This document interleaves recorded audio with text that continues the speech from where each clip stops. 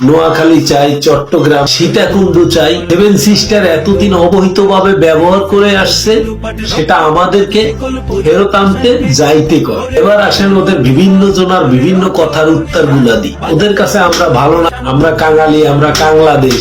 মনে রাখবেন, গাদার নাম যদি ঘোড়া রাখেন, ঘোড়া কোনোদিন গাদা হয় না। তাতে উগ্রবাদী হিন্দুরা কি বললো না বললে আমাদের কিছু যায় আসে না, আমাদের মূল্য এক ফোঁটাও কম। আলুর ব্যাপারই কোনোদিন সোনা চিনবে না। ঠিক তেমনি উগ্রবাদী হিন্দুরা মনে করছে যে এতদিন সেভেন সিস্টার ওরা ব্যবহার করে আসছে, সেটা আমরা নিতে পারবো না।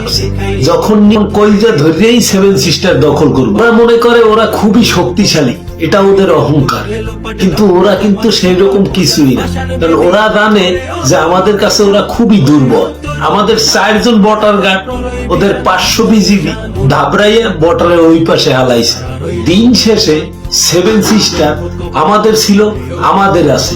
খুনি হাসিনার মতন ওদেরকে তাড়িয়ে দিয়ে সেটা আমাদেরকে দখল নিতে হবে। আমাদের দেশের কিছু মিডিয়া প্রেজেন্ট বসে রয়েছে, তারা দেখবেন আমাদের পিছু ছাড়বে না, তাই বলে আমাদেরকে থামানো যাবে না। আমাদের সেভেন সিস্টার আমরা দখল করবই। সেভেন সিস্টার দখল দিতে গেলে কি আমাদের ওদের সাথে যুদ্ধ করা লাগবে? যুদ্ধ করা লাগবে না। খুনি হাসিনার বিরুদ্ধে করছি, হাসিনারে যখন কণ্ঠ দিয়ে তাড়িয়ে দিতে পারছি, ঠিক সেভাবে কিছু স্টেপ আমাদের ভিতর থেকে নিতে হবে। ভিতর থেকে নিয়ে আমাদের একাত্রে ডাক শুরু করতে হবে, আর সেখানে যুদ্ধ ঘোষণা করতে হবে।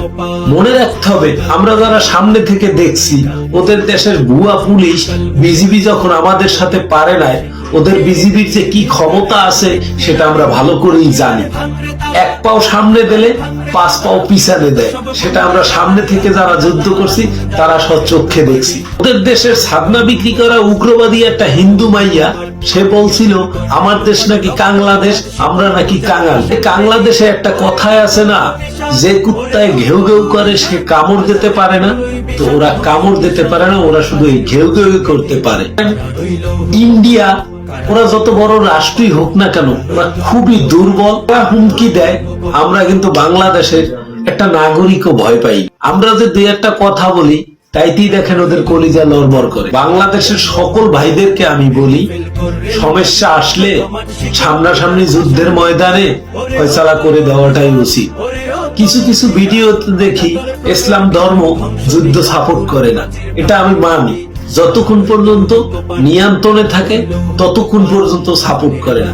আমার একজন মুসলমান ভাইকে উগ্রবাদী ইহুদিরা আইসা আমাদের দেশে বৈশা মাইরা ফেলা, বিশ্বাস করেন ওই ভাইকে মারে নাই। বাংলাদেশের যত নাগরিক আছে, আজকে যে শিশুটা জন্ম নেবে তাকেও মারছে। বিন্দু পরিমাণ যদি আপনার ভিতরে দেশপ্রেম থেকে থাকে, দেশের মাটি ও মাকে ভালোবেসে থাকে, সোনার কণ এই উগ্রবাদী হিন্দু বাংলাদেশ থেকে নাম নিশানা উচ্চারিত। এই যে বাংলাদেশে কিছু মিডিয়া এজেন্ট কাজ করে, তাদের মন গড়া নিউজ দেয় এবং আমরা সেটা দেখি। কিন্তু যখন শেখ হাসিনার মতন ওই পিডের লগে অল ঠেকে দেবে না, আমরা সাধারণ জনগণ যেদিন ধর্ম এজেন্ট দিয়া যে মিডিয়ায় কাজ করাবে, গড়া কথা শুনে নিউজ দেবে, বিশ্বাস করেন এই এজেন্টও থাকবে না, এই মিডিয়া গুলাও থাকবে না। দেখছেন না গণ উত্থানের পরে কিভাবে এজেন্ট গুলা পালিয়ে গেছে? ঠিক এভাবেই পালাবে। দিন শেষে মুসলমান ভাইদের প্রতি একটা কথা মনে রাখা উচিত, এই দেশটা আপনার আমার সবার, কারো বাপের সম্পত্তি না। তাই আপনি আমি সবাই মিলে এই দেশটাকে রক্ষা করব, পরিজনে জীবন দেব।